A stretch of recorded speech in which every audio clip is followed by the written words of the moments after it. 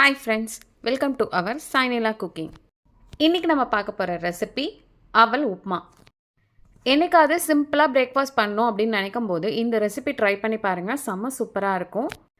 இந்த ரெசிபி ரொம்பவே ஹெல்தியான ரெசிபி கூட. டயட்ல இருக்கிறவங்களாம் கண்டிப்பா ட்ரை பண்ணி பாருங்க, ரொம்ப டேஸ்டியா இருக்கும். வாங்க இந்த ரெசிபியை எப்படி பண்ணலாங்கிறது இந்த வீடியோல பார்க்கலாம். ஒரு பவுல் எடுத்துப்போம். அதில் 1.5 கப் அளவுக்கு நான் அவல் எடுத்திருக்கேன். அதை இதில் சேர்த்துக்கலாம். நான் வெள்ளை அவல் எடுத்திருக்கேன். உங்களுக்கு எந்த அவல் கிடைக்குதோ அதை கூட எடுத்துக்கோங்க. சேப்பவல்ல கூட பண்ணலாம், அதுவும் சூப்பராக இருக்கும்.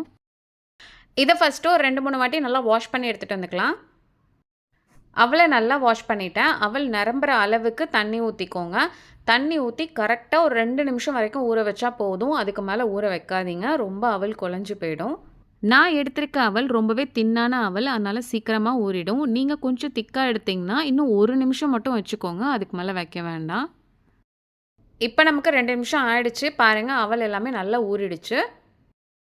எக்ஸஸாக இருக்கிற தண்ணி எல்லாத்தையும் இது மாதிரி வடிகட்டி வச்சு நல்லா ஃபில்டர் பண்ணிவிடுங்க. தண்ணி கொஞ்சம் கூட இருக்கக்கூடாது. இப்படியே இது ஒரு 5 நிமிஷம் இருக்கட்டும். 5 மினிட்ஸ் அவலை நான் அப்படியே விட்டுட்டேன். பாருங்கள் எவ்வளோ சூப்பராக சாஃப்டாக ஆயிடுச்சுன்ட்டு. இது மாதிரி உதிரி உதிரியாக இருக்கணும், அப்போ தான் நமக்கு உப்புமா பண்ண கரெக்டாக இருக்கும். ஒரு கடாய் எடுத்துப்போம். அதில் நான் 1 டீஸ்பூன் அளவுக்கு எண்ணெய் சேர்த்துக்கிறேன். கடுகு 1/2 டீஸ்பூன் அளவுக்கு எடுத்து வச்சுருக்கேன், அதை இதில் சேர்த்துப்போம். கடுகு பொரிஞ்ச உடனே உளுத்தம் பருப்பு 1/2 டீஸ்பூன் எடுத்து வச்சுருக்கேன், அதையும் இதில் சேர்த்துக்கலாம். இதிலேயே கொஞ்சம் கருவேப்பிலையும் சேர்த்துக்கோங்க. ஒரு 4 பூண்டை இது மாதிரி குட்டியாக கட் பண்ணி வச்சுருக்கேன், அதையும் இதில் சேர்த்துக்கலாம். பச்சை மிளகா 1 குட்டியாக கட் பண்ணி வச்சுருக்கேன், அதையும் இதில் சேர்த்துக்கோங்க. சேர்த்துட்டு இது எல்லாத்தையும் லைட்டாக வதக்கிப்போம். ஒரு பெரிய வெங்காயத்தை இது மாதிரி குட்டியாக கட் பண்ணி வச்சுருக்கேன், அதையும் இதில் சேர்த்துட்டு நல்லா வதக்கிக்கலாம். இப்போ வெங்காயம் நல்லா வதங்கிடுச்சு. இந்த டயத்தில் ஒரு தக்காளியை குட்டியாக கட் பண்ணி வச்சுருக்கேன், அதையும் இதில் சேர்த்துட்டு நல்லா வதக்கிப்போம். தக்காளியும் இப்போ நல்லா வதங்கிடுச்சு. இப்போ ஒரு கேரட்டை இது மாதிரி துருவி வச்சுருக்கேன், அதையும் இதில் சேர்த்துக்கோங்க. 1 நிமிஷம் வரைக்கும் நல்லா இதை வதக்கிப்போம், அப்போ தான் கேரட்டோட பச்சை வாசனை போகும். இப்போ இதில் தூள்லாம் சேர்த்துடலாம். மஞ்சத்தூள் 1/4 டீஸ்பூன் எடுத்து வச்சுருக்கேன், அதை இதில் சேர்த்துக்கலாம். மிளகாய்த்தூள் 1/2 டீஸ்பூன் எடுத்து வச்சுருக்கேன், அதையும் இதில் சேர்த்துக்கலாம். உங்களுக்கு காரத்துக்கு தகுந்த மாதிரி நீங்கள் இன்னும் கொஞ்சம் சேர்த்துக்கோங்க. இதை ஃபஸ்ட்டு லைட்டாக நல்லா வதக்கி விட்டுறலாம். இப்போ அடுப்பை லோ ஃப்ளேமில் வச்சுக்கோங்க. இப்போ இதில் நம்ம ஊற வச்சுருக்கோம்ல அவல், அதை இதில் சேர்த்துடலாம். அவளுக்கு தேவையான அளவு உப்பு சேர்த்துக்கலாம். நான் 1 டீஸ்பூன் அளவுக்கு சேர்த்துருக்கேன். இப்போ இது எல்லாத்தையும் நல்லா மிக்ஸ் பண்ணி விட்டுருங்க.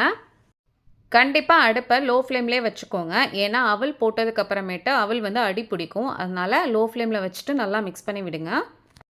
வறுத்த முந்திரி கொஞ்சம் எடுத்து வச்சுருக்கேன், அதை இதில் சேர்த்துக்கலாம். வறுத்த வேர்க்கடலை அதையும் நான் இதில் சேர்த்துக்கிறேன். உங்களுக்கு எவ்வளோ வேணுமோ அந்த அளவுக்கு சேர்த்துக்கோங்க. கொஞ்சோண்டு லெமன் ஜூஸ் சேர்த்துக்கிறேன் டேஸ்ட்டுக்காக. இது எல்லாத்தையும் சேர்த்து நல்லா மிக்ஸ் பண்ணி விட்டுருங்க. லாஸ்ட்டாக இதில் 1 டேபிள் ஸ்பூன் அளவுக்கு நெய் விட்டுருங்க. அப்புறம் குட்டியாக கட் பண்ணி வச்சுருக்க கொத்தமல்லி இலை, இதையும் சேர்த்து நல்லா மிக்ஸ் பண்ணி விட்டுருங்க. நல்லா மிக்ஸ் பண்ணி விட்டுட்டு நம்ம அடுப்பை ஆஃப் பண்ணிடலாம். ரொம்பவே ஹெல்த்தியான அவல் உப்புமா ரெடி ஆகிடுச்சு. பார்த்தீங்களா எவ்வளோ சிம்பிளாக ஒரு பிரேக்ஃபாஸ்ட் பண்ணிட்டோன்ட்டு. இந்த ரெசிபிக்கு சைடிஷ் எதுவுமே தேவையே இல்லை, நீங்கள் அப்படியே சாப்பிட்லாம், செம்ம சூப்பராக இருக்கும்.